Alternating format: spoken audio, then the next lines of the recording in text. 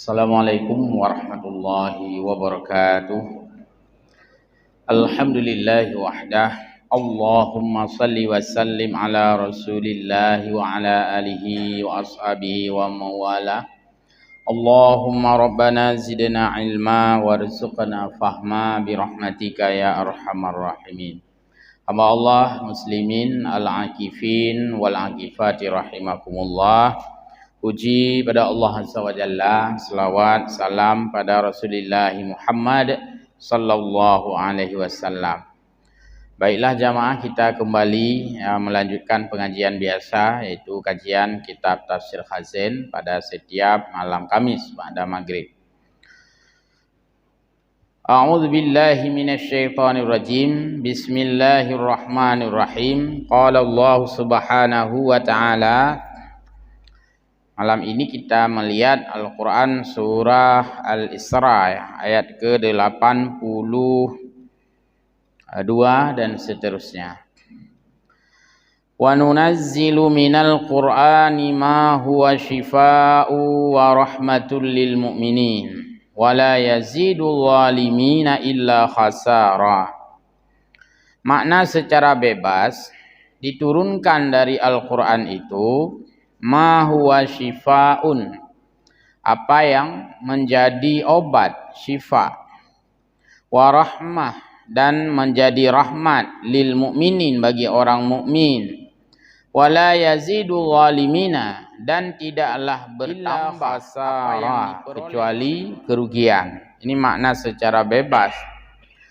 Kita ingin melihat bagaimana Imam Khazin dalam tafsirnya ini pada jilid yang ketiga ya.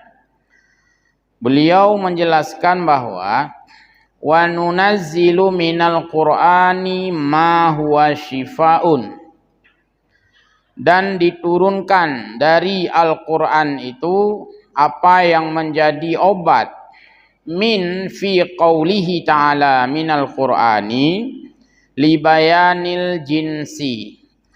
Pertama kita melihat dari segi pola kalimat. Jadi di sini ada kata min, tidak disebutkan wa nunazzilul Qur'anu, tidak demikian. Tidak wa nunazzilul Qur'an. Tapi wa nunazzilu min, ada minnya. Min di sini menunjukkan penjelasan untuk jenis. Artinya Al-Quran ini bukan hanya sebagai obat, tapi juga untuk semuanya, untuk segala keperluan ada di dalam Al-Quran. Termasuklah Al-Quran ini menjadi obat. Dan obat di sini bukan obat fisik. Kon ubat mekilah, nyona mekilah badan, murut. Yang apa yang kena buat mekilah badan aku nak buat nyan hampuli, karena memang kenan dimaksudkan. Jadi syifa ini adalah pelipur lara, penyembuh jiwa, termasuk pulih bangai, menyembuhkan kebodohan. Kita lihat bagaimana dijelaskan. Wal makna nunazzilu min hadzal jinsi alladhi huwal Qur'anu ma huwa shifaun, ay yaitu bayanu minadh dhalalah, menjelaskan obat itu dari kesesatan, ubat sesat, wal jahalah, ubat kloprip saja. Jahalah itu di atas bangai, menyobangai mungkin mentang level G rendah, bangai kah yang biasa, tapi dah kloprip kah? Jangan kalau tak kan. Jadi jahalah itu di atas jahilun. Maka di sini tidak disebut jahilun.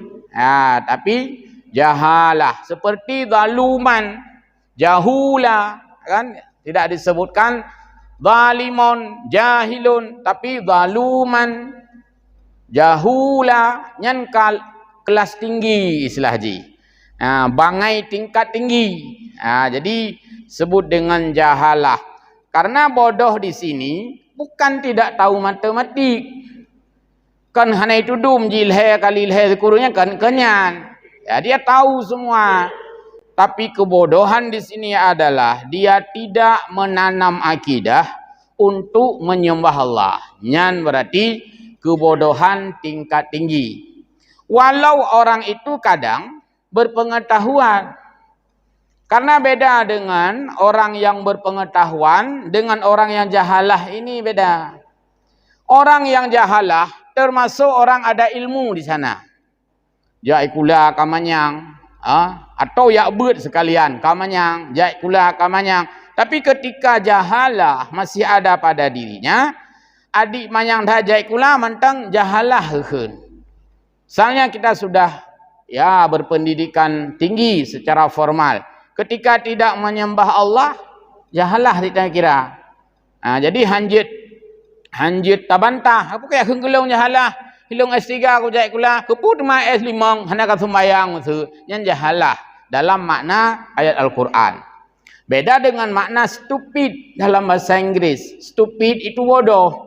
Leh kali leh hana itu dong. Leh kali leh 6 ya bu. Salah lah. Leh tambah leh baru 6. Itu stupid, bodoh secara ilmu, bodoh secara pengetahuan. Tapi kalau jahalah, kon bodoh secara ilmu, dia tahu membedakan uang 1.000 dengan uang 100.000. Itu ri warna hijau ngemirah itu riya. Berarti hana bangai. Tapi ketika tidak menyembah Allah, tidak berakidah yang benar, masuk kategori jahalah. Obat menyembuhkan jahalah adalah Al-Quran. Maka diturunkan Al-Quran ini untuk menjadi obat, yaitu menyembuhkan kesesatan. Termasuk di sini kesesatan dalam memahami ajaran agama atau ajaran-ajaran sesat, jahalah dan keingkaran kepada Allah, perintah Rasul. Jadi obatnya adalah Al-Quran. Maka syifa menunjukkan obat non materi atau obat non kimia farma. Bukan obat yang sifatnya farmasi, tapi obat yang sifatnya pelipur lara, obat jiwa. Ya, punya obat yang sakit biasa kan farmasi. Biasa juga ubat kan, biasa. Mekilah, ya murut. Itu obat pada proporsinya. Kemudian wa yastashfi bihi minasyubhah wa yahtadi bihi minal hiyarah. Jadi Al-Quran ini sebagai, saya ingin menerjemahkan kena gaid. Biasa menatru boleh hana itu 4 alamat, ini kamu dah nak careng tu karena GPS. Perlu gaid atau dia tidak bisa berbahasa daerah. Ya maksudnya boleh kadang-kadang menyo ke alamat ini hana susah hili. Ji tegon bak GPS. Email juga kenan. Tapi untuk penghaban tu maka perlu gaid. Al-Quran ini menggaid orang-orang jahil kepada orang berilmu pengetahuan. Jadi menggaid orang-orang tidak baik menjadi baik.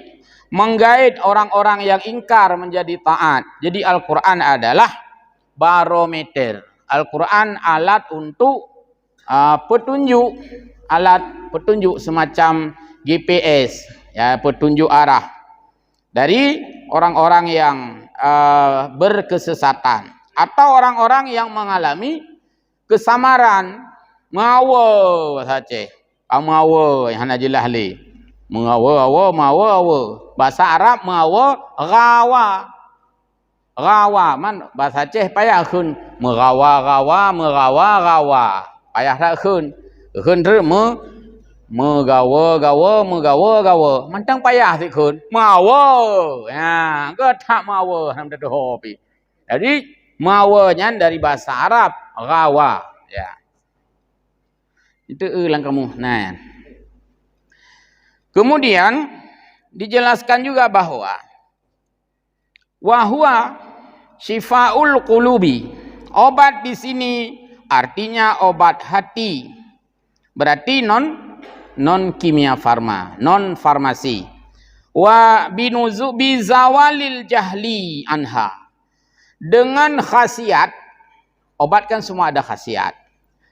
Al-Quran adalah obat. Khasiatnya adalah menghilangkan bangai. Bizawalil jahli, menghilangkan kebodohan dari segala dimensi, segala aspek, segala hal. Kenapa? Karena Al-Quran bicara segala hal. Baik ilmu itu berkaitan dengan ibadah, dalam Al-Quran dibicarakan. Ilmu itu berkaitan dengan akidah, dalam Al-Quran dibicarakan. Berkaitan dengan moralitas, akhlak, Al-Quran yang membicarakan.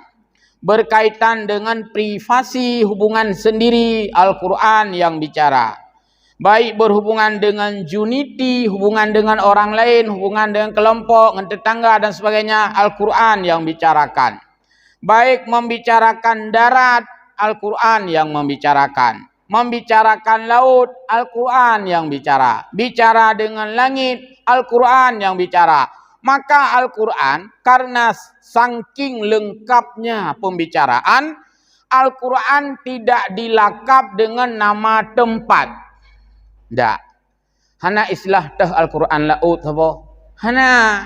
Karena lang Al-Quran lautnya juga bicara bumi. Jadi tidak bisa diberi nama tah Al-Quran tak apa Al-Quran bumi. Jadi tidak dipilah lagi menurut tempat. Karena kalau dipilah menurut tempat menjadi sempit Al-Quran itu. Al-Quran bicara akidah.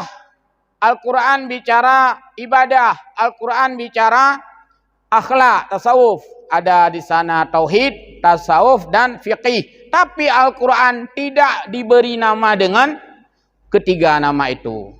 Nabi andi hadiah Quran dah boh. Al-Quran, Al-Quran tauhid. Hanya Al-Quran aja lengkap, syumuliyah, komprehensif, lengkap semua, include. Maka tidak diberi nama Al-Quran akidah. Ulungnya Al-Quran ibadah Nabi. Hanya karena Al-Quran kan hanya uruh ibadah. Al-Quran tasawuf Nabi. Jadi Al-Quran tidak memisahkan dari semua aspek. Dalam getanya semua Allah na hakikat na syariat. Hana Al-Quran syariat. Nabi Al-Quran syariat tabo. Pakan kananya kamu awak syariat. Hana Al-Quran syariat. Nabi Al-Quran hakikat tabo. Karena kamunya orang hakikat. Kamunya mandum hakikat. Hanazid. Jadi Al-Quran syumuliyah sebagai obat hati mencakup semuanya dan Al-Quran menjawab semuanya. Persoalannya adalah karena Al-Quran membimbing zaman, tidak meninggalkan zaman. Al-Quran tidak melampaui zaman, tapi Al-Quran selalu memelihara zaman. Maka Al-Quran ini tidak Allah jelaskan dengan rincian. Hana gefok halu-halu hinan. Hana gefok halu-halu. Karena me gefok halu itu bisa hana legit apa pakai ino. Karena ka gefok masa jamun. Nyo jamun kamu daren baki ayatnya si pakai. Jadi Al-Quran fleksibel. Bagaimanapun zamannya canggih, tetap yang dapat pakai ayat Qurannya. Karena Al-Quran selalu disesuaikan dengan keadaan. Artinya keadaan yang ada selalu merujuk pada Al-Quran. Maka Al-Quran gepegat dalam bentuk ayat-ayat yang singkat. Hana geplah halu-halu. Al-Quran dengan begitu simple, 6.000 ayat lebih. Tapi Al-Quran ini bicara dunia, akhirat. Bicara langit, bicara darat, bicara gunung, bicara semuanya. Sehingga Al-Quran tidak pernah satu ayat pun itu expired secara ayatnya. Hana le ceritanya, hana nguile ayatnya. Kalaupun ada yang tidak diamalkan lagi, bukanlah ayat Al-Quran, tapi hukumnya, di mana Allah menasihkan dengan persoalan nasih mansuhnya urusan roh Allah. Nasih dan mansuh. Yang menasihkan Allah, yang memansuhkan juga Allah. Tapi ayat tetap berlaku ayat itu. Baik. Selanjutnya, waqila. Ulama menafsirkan, memberikan makna Al-Quran ini adalah obat ya. Obat dari Al-Quran ini adalah syifa'ul lil amradi al-batinah. yaitu obat penyakit batin sekaligus amradud zahirah, obat penyakit zahir. Tapi wataikun penyakit batin yang mungkin mudah dipahami. Al-Quran penyakit batin. Karena kalau kita rusak batin, yang payah ubat dengan Quran. Penyakit batin kan kagak peturi oleh Imam Al-Ghazali. Banyak dalam kitab-kitab tasawuf. Orang hasad, orang iri, orang dengki, orang kueh, bruk peut, macam-macam istilah bahasa Aceh. Kueh dan sebagainya. Yang penyakit. Jadi yang payah dapat ubat dengan Quran. Misalnya ada orang hasad misalnya yang menyebabkan iri, iri menyebabkan dengki, dengki menyebabkan khianat dan sebagainya. Nah, ini juga diobati dengan Al-Quran karena yang melarang hasad Al-Quran kan, sehingga ada ayat Al-Quran, ayuhibbu ahadukum ayyakula lahman akhihi fakarihtumuh. Apakah kamu mau menggigit daging-daging jenazah, daging-daging manusia yang sudah mati, padahal kamu sangat menjijikkan, bukan? Oleh Allah. Dan yang keputaba oleh Allah, makan daging manusia yang sudah meninggal. Manusia yang mata udip, yang hendak timkap. Pulam yang kaji kemayat. Tapi Allah keputaba ke katanya. Nyo apa jauh? Ya Allah Ta'ala kepun putabanya ke long. Yang kebaik kamu hasad, kamu hasad sama dengan nyompen ke. Guna pegah. Artinya buruk sekali orang yang bersifat hasad, iri, dengki, yang tak boleh lembui. Tak boleh karina, tak boleh spesiusnya istilah tanaman atau tumbuhan. Ya. Jadi buruk sekali memang orang yang hasad, orang yang iri, yang dengki, sampai Allah dalam ayat Al-Quran yaitu menyebutkan ayuhibbu ahadukum. Apakah kamu suka salah seorang di antara kamu ayyakula lahma akhihi, kamu makan daging saudaramu maitan yang sudah membangkai, pajuh daging jenazah, apa katanya? Fakarihtumuh oleh Allah. Cukup luat keken oleh Allah. Menjijikkan bukan? Ya, kalau menjijikkan maka hilangkan sifat iri, sifat dengki. Seseorang sudah tidak dengki lagi, ditanya orang, hai, ikah berkan hanjit hagai ke nikmat gau, saya kana nikmat gau, kan katanya 4 iblau, 4 kacu katanya. Hikna saja, hana yang gak tutu ke. Nyo pinyo hana lelong ka kupubat, bahkan banyak kalau baca ayat Qurannya, rupanya tidak boleh iri dan dengki. Yang kata obat. Jadi disebut Al-Quran adalah syifa'ul lil amradil batinah. Al-Quran merupakan obat penyakit hati. Belum lagi yang lain. Belum dah pegah obat susah. Susah tak pakai susah. Baca Quran. Kemudian hal-hal yang lain juga semuanya. Nah, tinggal nak buat jamun buat balai naik minah. Buat balai naik minah. Sebelum mengaji kita disuruh buka dulu doa senandung. Ada di sana kalamun qadimun la yumallu sama'uhu. Tanazzaha an qawli wa fi'li wa niyatin.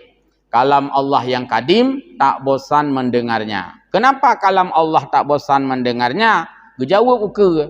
Kalamun qadimun la yumallu sama'uhu. Kenapa tidak bosan mendengarnya?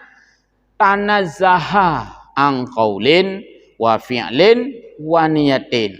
Karena Al-Quran bukan ucapan manusia, bukan perbuatan manusia, dan bukan pikiran manusia. Sekira pikiran manusia, aja mun gagla ada. Akan hang gelak-gelak baca Quran, kan pikiran manusia nyo kalam Allah. Tapi punya pikiran manusia, tiat galak ada. Cina ulang rapat, kena rapat, pegut meeting rapat.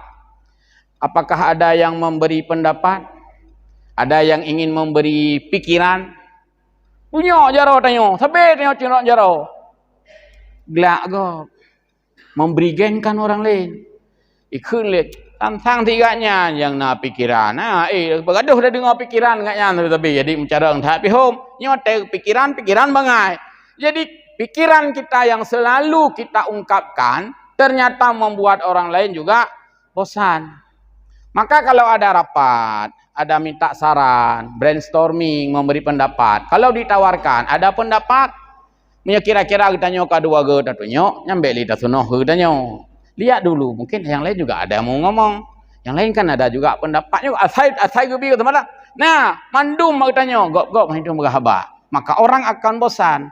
Katanya macam mana pikiran pu? Kita lige itu. Jadi meligekan orang lain karena kita keseringan mengeluarkan pendapat. Yang kedua, haba. Yang sabi-sabi dengan haba katanya. Kengelak sih. Gelak sih. Maksudnya semua buat dia malam lu. Apa rekan katuk buat. Nak cerita le ju. Makan nasi minggu tiga. Hayang gelak nak betul-betul ni ah. Sebab minggu tiga kah nak trip. Trip isya kabe. Sebenarnya gelak sih. Masa tu sabi tim malam kada dengar kayan. Tu malam Jumaat kada dengar kayan lom. Lagi hana urut lain. Kok gelak tu. Tapi yang kengelaknya urian aja. Urian nak kengelak. Ya, baik.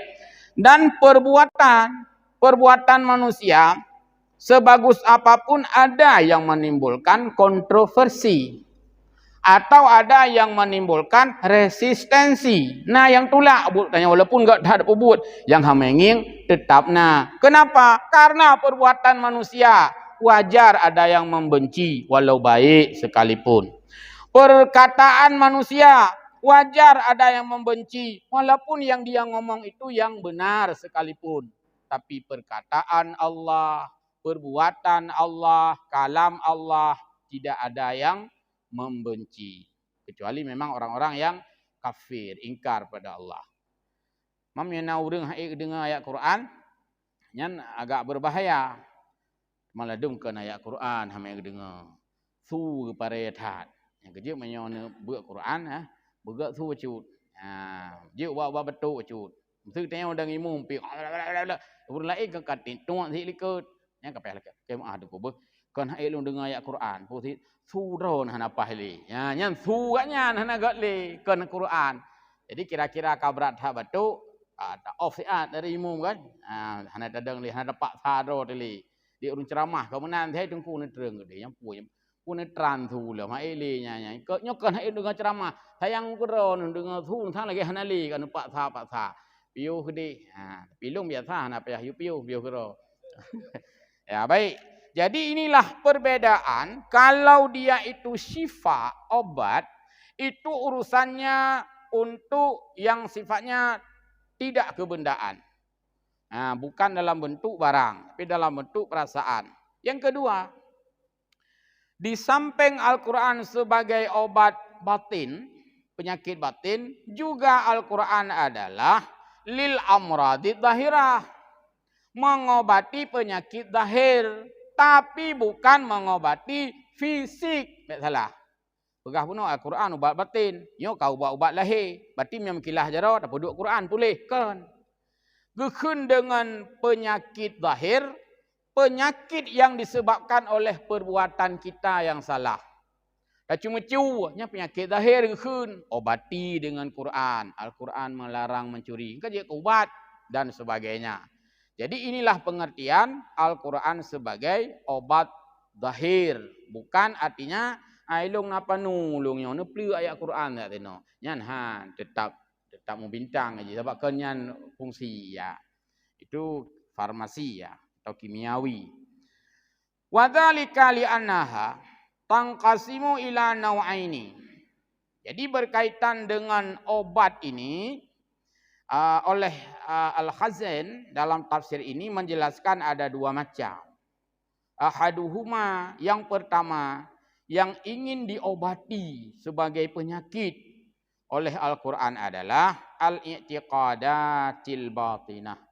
I'tiqad yang batilah, kan batinah, batilah. I'tiqad yang batil, ajaran sesat. Itu obatnya Al-Quran. Karena tidak sesatnya suatu ajaran bukan diputuskan oleh MUI. Tapi yang memutuskan itu sesat adalah Al-Quran. Lalu kenapa yang menyampaikannya itu MUI? Karena MUI perkumpulan ulama yang tentunya orang-orang yang paham Quran. Karena dia paham Quran, maka tahu oh ini sesat. Tapi bukan keputusan MUI untuk cok sesuatu sesat. Bukan keputusan MUI. MUI mengambil keputusannya melalui Al-Quran. Nah, orang tanya, maka pengucih MUI dengan babak awam embola kan jut. Karena awam embola kan yang didalami. Bukan itu bahagian daripada spesifikasi. Kan yang didalami. Kan bagian embola didalami. Tapi oleh majelis ulama mendalami Al-Quran. Oh, kalau ini menentang ayat ini menentang hadis ini. Karena ulama mendalami, punya otoritas, istilah haji, maka mereka bisa untuk mengambil keputusan itu. Bukan dari dia keputusan. Dari Al-Quran. Yang kejip menyenawa ajaran sesat, ya berangkat soal gede. Buh jamun, buh hinawa. Yang baik pengahira ke MUI. So pegah ajaran sesat. Allah Ta'ala hendak pegah. Masa MUI ya pegah. Yang cara pegah adalah ubat. Karena bukan dari keputusan MUI. MUI kan menjelaskan kepada kita. Syukurlah ada Majelis Ulama Indonesia. Syukur sekali itu. Ya, karena bisa memberi penerangan kepada umat. Baik. Semoga yang sudah dinyatakan sesat dalam fatwa-fatwa MUI. Baik yang terupdate yang sekarang atau yang sudah jauh-jauh hari itu, tahun-tahun sekian itu, ya semoga kita mohon tidak lagi dikembangkan ajaran sesat itu.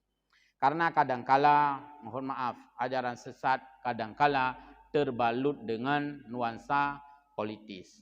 Kadangkala ajaran-ajaran sesat itu terbalut dengan nuansa politis. Ya. Kami hotel. Siplo. Ya. Selanjutnya wasani al-akhlaqul mazmumah. Al-Quran akan mengobati akhlak yang buruk, akhlak yang tercela. Akhlak kan dua, ada karimah, ada mazmumah. Jadi akhlak yang mazmumah akan diobati oleh Al-Quran. Karena Al-Quran hadir untuk memperbaiki akhlak. Maka zaman jahiliyahnya turun Al-Quran untuk obati.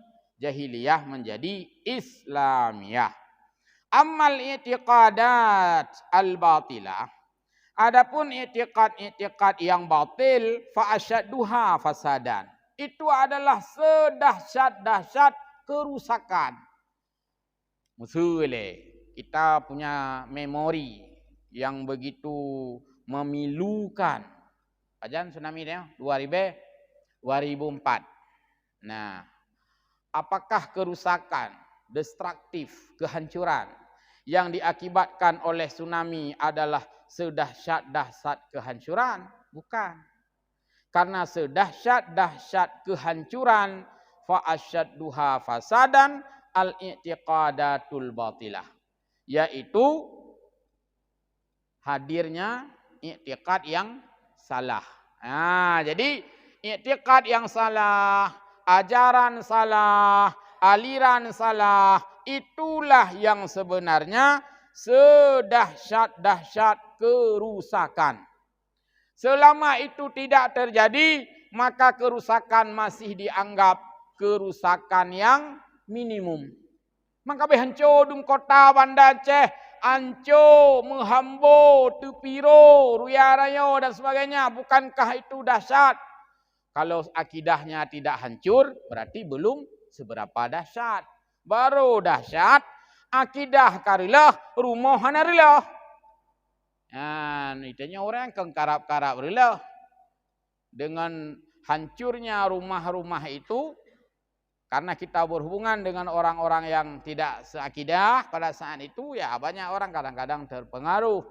Kita berterima kasih. Sudah diberi banyak bantuan fisik oleh luar negeri, bahkan oleh orang yang tidak seiman dengan kita. Terima kasih banyak. Tapi cini kalian, sebegitu banyak bantuan dari kehancuran karena tsunami. Nah, ni dengar, hai, dia mula saya karena bantuan, untuk memperkuat iman. Panina bantuan daya ruahnya iman, ruahana, yang ruah makanan. Nah, jadi menunjukkan bahwa rusak akidah itu fa asyadduha. Rusak yang paling parah. Dan itulah yang dinamakan dengan fitnah. Menyatakan ayat Quran. Al-fitnatu asyaddu minal qatli.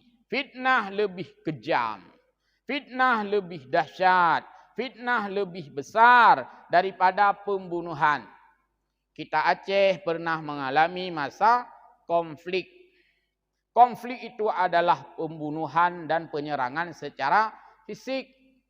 Iman kan hana menyerang, berarti masih belum dahsyat. Oh my kemonya orang Aceh je monya urang labora lang darahmu perang ni tu belum dahsyat. Yang dahsyat jika rusaknya iman seseorang. Maka gekun oleh Allah al-fitnatu. Apa itu fitnah? Rusak akidah. Baik salah-salah. Fitnah itu rusak akidah. Berarti al-fitnatu asyaddu minal qatli. Rusak akidah lebih besar daripada pembunuhan. Rusak akidah lebih besar daripada meninggal orang. Rusak akidah lebih parah daripada konflik. Rusak akidah lebih besar daripada peperangan. Sebab orang berperang mati, yang mati adalah fisik. Tidak rusak akidahnya. Wateng semiyup tetap dalam keadaan beriman. Karena iman kita mengikuti jenazah. Hana iman kita nyok gepeleuh dari gepisah dari jenazah ke hana. Berarti yang paling berat daripada fitnah adalah rusaknya akidah. Kena tam doa sabi Allahumma dafa'anna su'a wal ghala wal waba wal fahsya wa ta'una wal fitnata. Ba ujung ngepedu ho. Karena rayut hak ya. Gena simpul wal fitnata. Jadi fitnah lah yang terbesar daripada musibah yang diderita oleh manusia. Wal i'tiqadul fasidah fi dzat was sifat wan nubuwat wal qada wal qadar wal ba'sa ba'dal mauti. Dalam hal apa bisa terjerumus, tergelincir kerusakan akidah? Fi dzat, dalam memahami zat Allah. Allah being, Allah itu ada. Allah eksis, Allah selamanya ada. Jangan salah memahami tentang akidah. Maka perlu pelajaran tauhid. Allah wujud. Allah itu ada. Bagaimana pemahaman Allah itu ada? Maka pendekatannya dengan akidah. Kalau kata Ketua NU Akil Sirat. Ya, jadi Allah itu ada sebelum ada istilah ada. Yang lu bahasa haji. Ya, jadi Allah sudah ada sebelum istilah ada itu ada. Itu lagi pegah lele Abu Manan ditanya kan. Dan Allah bukan ada lantaran ada suatu karena. Artinya bukan ada karena suatu karena ada Allah. Tapi Allah ada bukan lantaran ada sesuatu. Yang bolak-balik secara bahasa. Yang kena pegah putra, kita ini diadakan. Yang mengadakan adalah Allah. Pertanyaan, kapan Allah ada? Pertanyaan itu yang tidak boleh. Sebab tidak akan ada jawaban. Karena Allah tidak ada memulai. Tidak ada starting. Tidak ada finishing. Menyangkut tanya, nak start. Itu ada panjang melainan. Boleh, cok KTP le. Umai long sejak tahun 70 sekian. Segalamnya kah nak empat lop. Ni dah empat lop. Berarti tanya ada start, ada memulai. Ya, pas meninggal kita tanya, kabeh tu hanale tanya. Urang-urang awalnya hanale duk meninggal. Ni tanya mentang nak entry tanya teh hanale ukai khule gop. Hanale kabeh dah tahu tali. Sementara Allah itu ada dengan sifatnya yang ada dan itu dibahas secara detail di dalam tauhid. Mudah-mudahan tidak salah dalam memahami itu. Wasifat, Allah punya sifat. Jangan salah memahami sifat Allah. Berbilang-bilang sifat Allah, banyaknya sifat Allah sampai tak sanggup kita hitung sifat Allah. Maknanya tafai 20 lagi, itu yang wajib. Yang wajib diketahui, yang wajib dipahami, bahkan yang wajib dihafal oleh umat Islam itu sifat yang 20. Karena 20 itu sudah mencakup yang lain semuanya. Syamil, include, yang lain sudah masuk sana semua. Tapi sifat Allah kan 20. Kalau sifat Allah 20 kan sedikit sekali jadinya. Iklegap ye. Masa Allah 20 sifat? Hana 20 sahabat. Ya kan ni tayan. Jadi dalam i'tikad Ahlussunnah wal Jamaah, kita tidak diberatkan untuk menghafal di atas 20 itu karena tahu kita terbatas pengetahuan tafai. Maka oleh Nabi itu menyimpulkan sifat-sifat yang 20 itu sudah mencakup semua sifat-sifat yang lain yang semua kita tidak mampu untuk menyebutnya, tidak mampu untuk menghitungnya. Lagi nama Allah. Kan hai dah sebut jahit hat, maka gue pegat si kurung si kurung. Mudah-mudahan yang nyan bertatupu dan bahkan berjet tafai. Allah Ar-Rahmanu Ar-Rahim Al-Malik Al-Quddus As-Salam yang kan Asmaul Husna. Itu mudah-mudahan kita paham ya dalam ilmu tauhid. Wal qada wal qadar. Qada dan qadar. Bahasa lain, untung baik, untung jahat. Pada saat kita ini baik, ini qada dan qadar dari Allah. Pada saat kita berada dalam posisi buruk, juga tidak terlepas dari qada dan qadar Allah. Di mana bedanya? Allah menyuruh kita ini berada pada kebaikan. Allah tidak menyuruh kita pada kejahatan. Pada saat kita ada dalam posisi kejahatan, tidak terlepas daripada qada dan qadar Allah. Dan kita tidak boleh dan tidak bisa, tidak mampu, tidak ada cara untuk merusak qada dan qadar Allah. Ya ada cara ada. Nyo kan mohon maaf yo. Mohon maaf, kita beberapa ke depan ini kan sedang sibuk untuk pemilihan caleg misalnya. Paduna yang kae nam go kahana lewat-lewat misalnya. Lam kalinya, silakan. Tapi baiknya membeo tersirih langati, jangan ada dalam persepsi 5 kali saya sudah jadi caleg. Masa tidak gol sekalipun. Kali ini harus. Nyambak takun harusnya tentang Mbak Yah tidak pegang. Apakah harus itu sama kita atau itu urusan Allah?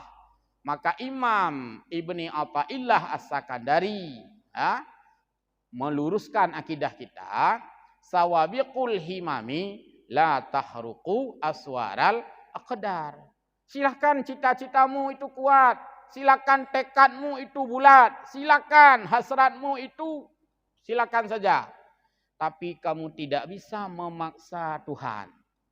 Tidak bisa memaksa kudrah Allah.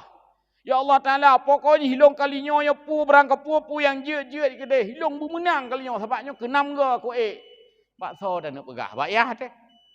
Kalau kita tidak bisa menggoyah keputusan Allah. Kalau Allah menghendaki, ya alhamdulillah bisa lulus. Kalau Allah belum mengizinkan, waplih menggotrek je ka entuha ke hana so pilih. Kalau Allah tidak menginginkan. Jadi tidak bisa kita paksa Tuhan. Tapi kita berharap agar dikabulkan permintaan kita oleh Allah Subhanahu wa taala. Tapi ya jadi yang anak khilafiyah anak tanya. Demikian Bapak Ibu sekalian dan mohon maaf juga Kamis yang lalu saya berhalangan. Insyaallah kita lanjut pada malam Kamis yang akan datang. Wallahul muwaffiq ila aqwamit thariq. Wassalamualaikum warahmatullahi wabarakatuh.